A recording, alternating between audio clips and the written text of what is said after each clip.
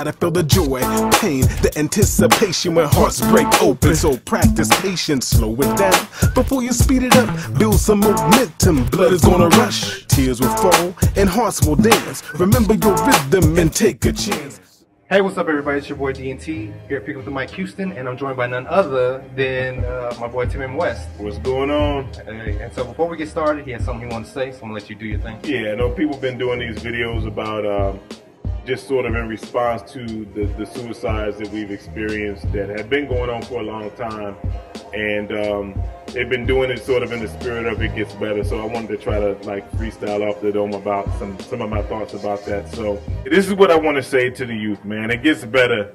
You're gonna get more clever, no matter whether or not you think you gotta stop this life. Stop and think. Life might get nice. You might get your groove back. Mood might check. Might get a little better than this. Better than this. Might feel your first kiss. Might feel your first bliss. But you won't if you stop yourself. Check your health. We need you. So I put this out there because, number one, I wasn't one of the kids that ever got picked on when I was back in school. I was actually quite popular. You know, I was basketball captain. I was had a lot of leadership positions in my high school. I seemed quite normal, but back in high school, I was actually quite depressed. And nobody really knew what was going on because I was burying that secret behind me. So I think a lot of times when we talk about bullying in school, there's the obvious bullying that's happening when people are getting pushed around and knocked around, and we know that's whack and wrong. Right. But there's another kind of bullying that happens when somebody that appears to be normal has to sit around their peers in the locker room and hear them talk about faggot this, sissy that, and you keep those feelings buried inside to the point where you think you just really can't go on, because in your thought, every accolade you get, every time somebody honors you for something, you feel like if they actually really knew who I was, they wouldn't feel this way about me. If they actually knew that I like guys, they wouldn't really like me the way that they are. And so twice when I was in high school, you know, I tried to take my life, you know, fortunately, unsuccessfully.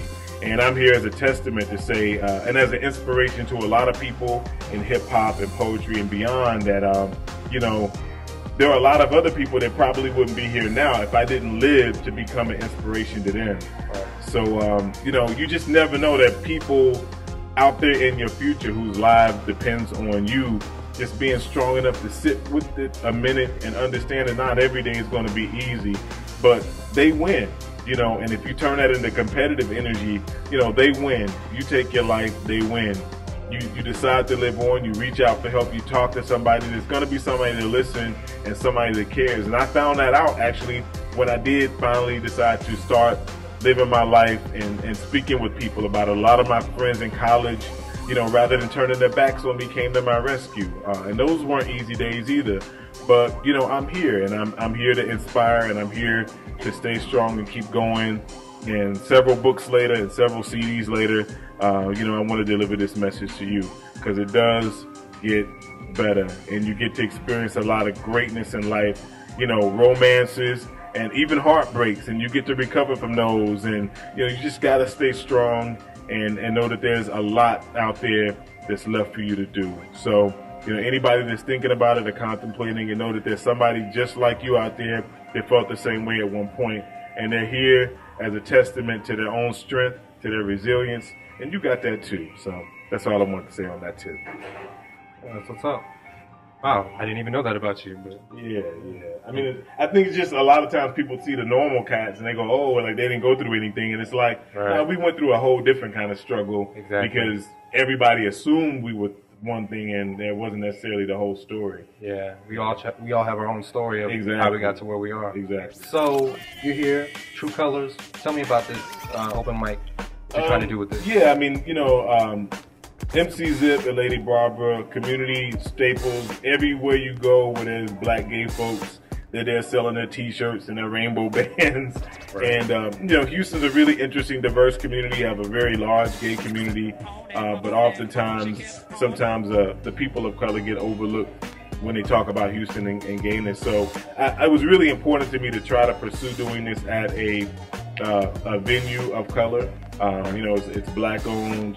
and they really go out there and try to support the community. So I mean, you know, props to them. They gave us this space to say, hey, we already do an open mic thing on Wednesdays. We're trying to build it up. So, you know, why don't you come through and try to develop your thing here? And so we did it for the first time in the month of September. Small crowd, it's really building. You know, twice as many people this time. We're looking to bring artists from other places down here. So I know Wednesdays, kind of middle of the week, is really challenging for some people, but if you think you can make it work, you know, definitely come through. We can find a place for you. And it's really about building hip hop community. A lot of times, especially Houston's got a big hip hop scene, right, but Houston is sometimes unaware that there are openly gay, lesbian, bisexual artists, as well as straight artists who are willing to perform. We had a guy here tonight that was actually performing with Anonymous. So I think it's really, you know, it's all one hip hop, and, you know, hip hop is hip hop. And I think we need to learn as a community, especially as it relates to young people growing up listening to messages, that it's really important that we have messages representing all aspects of the community. Hip hop that affirms that, you know, you can love a boy and everything is cool with that. Like, you're not whack. You know, because right now, you know, in hip hop you hear it's so gay, or you hear like no homo. Well, no, I got a new saying, it's so homo. So, hey, so homo it is. Yeah, I'm so homo. So, anyway. So what's next for Tim and West?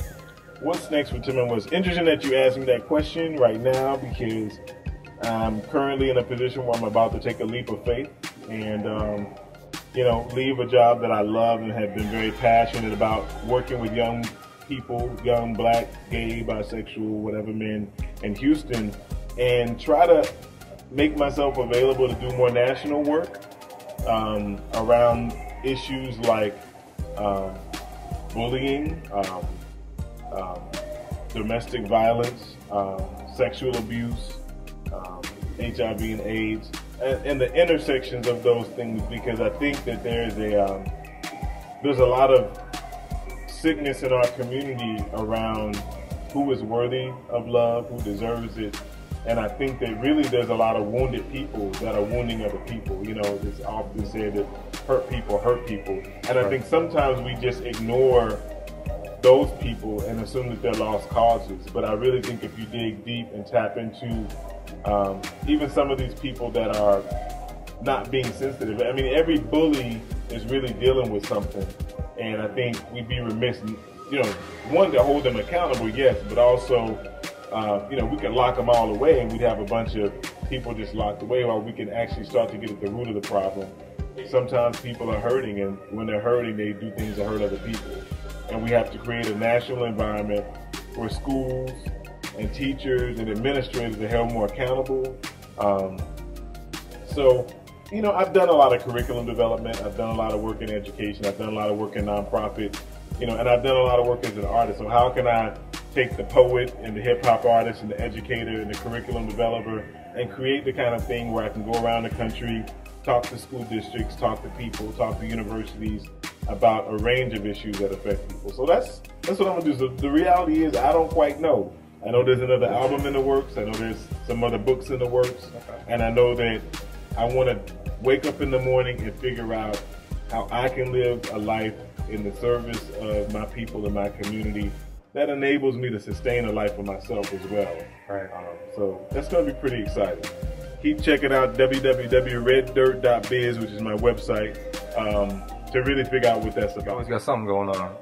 Always got something. In fact, there is a video that I shot. Oh yeah, tell me about the this video. brother right here had an opportunity to shoot some stills for. It's a really beautifully done video called Fly Brother, and it's actually on the score of a great movie that's about to come out, that's called Heart Breaks Open, about a young Latino male that finds out that he's HIV positive. And so it was important to be a part of that project, so stay tuned for that. But yeah, the video is called Fly Brother. You can actually check that out on YouTube. Okay. Shouts out to Aaron David for that. Yes, Aaron, David, love y'all. Dos Osos, we do love y'all very, very much. Well, I appreciate you taking the time out to do this. Thank you very much. And just for being a pioneer for things for our community, you know? You know, it's great when you get to be a pioneer doing what you want to do anyway. Right. And I think it's just, I mean, the biggest thing, the biggest contribution I've given is just to be courageous and be brave and to believe that somebody out there needs to hear what I got to say, and other people have mobilized around us. So that's a great thing to me. See tu puedes, yes you can. You so blind, your heart can't believe it. You so blind, your heart can't conceive it. You so blind, your heart can't believe it.